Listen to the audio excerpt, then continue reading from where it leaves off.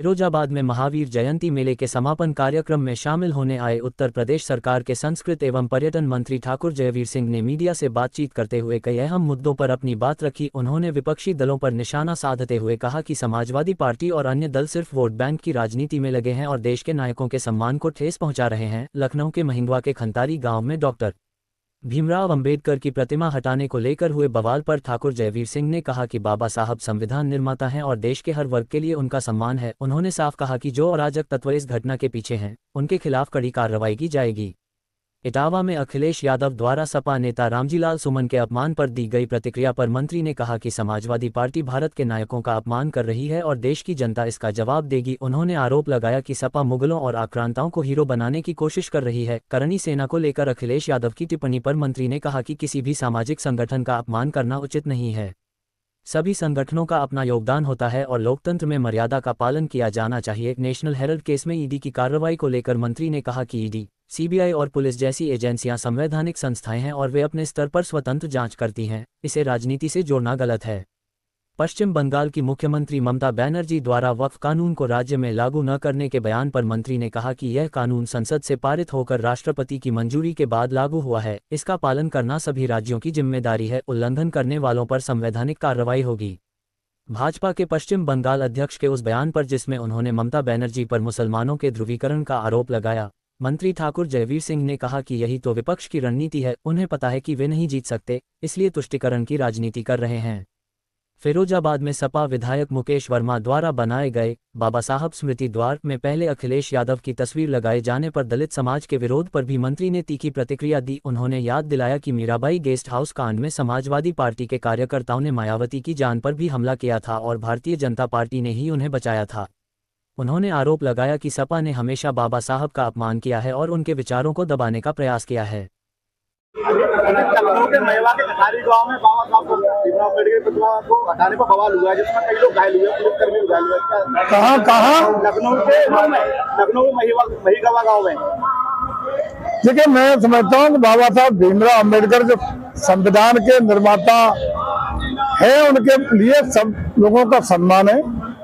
और जिन लोगों ने, जिन अराजक तत्वों ने इस तरह की कोई घटना की होगी तो निश्चित रूप से उनके खिलाफ कठोर कार्रवाई होगी, ये हम आश्वस्त करते हैं। अखिलेश यादव ने दावा में कहा है अगर रामजीलाल सुमन के खिलाफ या हमारे कार्यकर्ता के खिलाफ ये लोग कुछ आंदोलन करते हैं, कुछ हानि पहुंचाते हैं ना, तो सरकार जिम्मेदार होगी।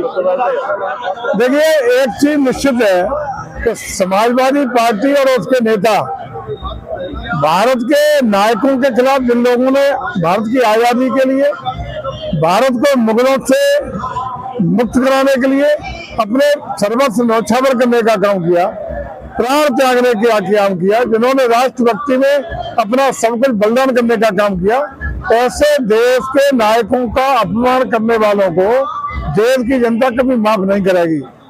और ऐसे लोग जो समाजवादी पार्टी जिस तरीके से मुगलों को, भारत के खिलाफ आक्रांताओं को आज शिरोमणि बनाने का काम कर रही है, उनको हीरो बनाने का काम कर रही है, ये निश्चित रूप से वोट की तुष्टीकरण के कारण जो हो रहा है, ये भी देश के लोग देख रहे हैं। इस अपमान को भी निश्चित रूप से समाजवादी पार्टी को उचित समय पर देश की जनता जवाब देने का काम करेगी। अखिलेश यादव ने कहा है, करनी सेना पर कहा है कि सेना वेना कुछ नहीं है, सब नकली है और बीजेपी के ही लोग हैं। देखिए, कोई भी संगठन किसी भी सामाजिक संगठन को किसी भी तरीके से अपमानित करना कतई शोभा नहीं देता। हर संगठन अपना समाज के लिए काम करता है। जैन समाज के बीच में खड़े इनका संगठन है, अब इसको कह दें कि अपराधी है, ये इससे समर्थित है। मैं समझता हूँ कि इस तरह के टिप्पणियां लोकतंत्र में मर्यादा में रहकर नहीं करनी चाहिए, मर्यादा का पालन होना चाहिए और लोकतंत्र में इस तरह के सामाजिक संगठनों को गाली देने का काम नहीं होना चाहिए।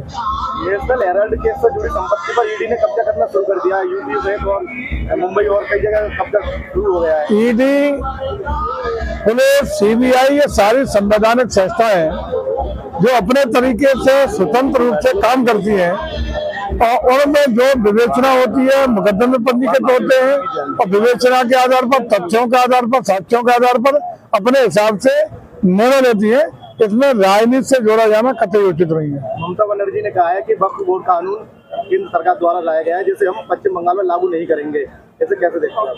देखिए, जो कानून देश भर के लिए लागू हुआ है, राज्यसभा के पारित होकर, लोकसभा पारित होकर, राष्ट्रपति की मोहर के साथ, संवैधानिक व्यवस्था और संघीय ढांचे को कोई तहस नहस नहीं कर सकता। संघीय ढांचे के नियमों का, संविधान का पालन करना सारी सरकारों का दायित्व है, उसका कर्तव्य है। और जो कर्तव्य का उल्लंघन नहीं करेगा तो संविधान के उल्लंघन के अंतर्गत उस पर कार्रवाई भी होगी। पश्चिम बंगाल के भाजपा के अध्यक्ष ने कहा है कि ममता बनर्जी आगामी चुनाव में वोट हासिल करने के लिए मुस्लिमों का ध्रुवीकरण करना चाहती हैं। यही तो है, कहने का सही है। उनको भी पता है कि हम नहीं कर सकते, उनको भी पता है कि कानून के हिसाब नहीं कर सकते, लेकिन चुप तुष्टिकरण, मुस्लिम तुष्टिकरण की राजनीति करना चाहते हैं। उनका आशा है कि मुस्लिम किस तरह हमें चुनाव में, आगामी चुनाव में हमें पुनः सत्ता में वापिस कर दे।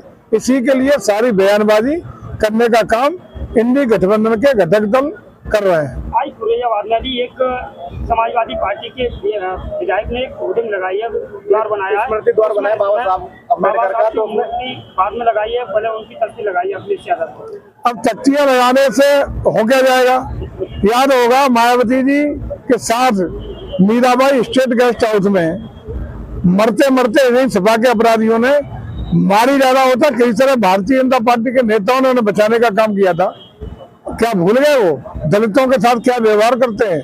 और बाबा साहब के अपमान के लिए क्या भाजपा समाजवादी पार्टी के लोगों ने क्या नहीं किया?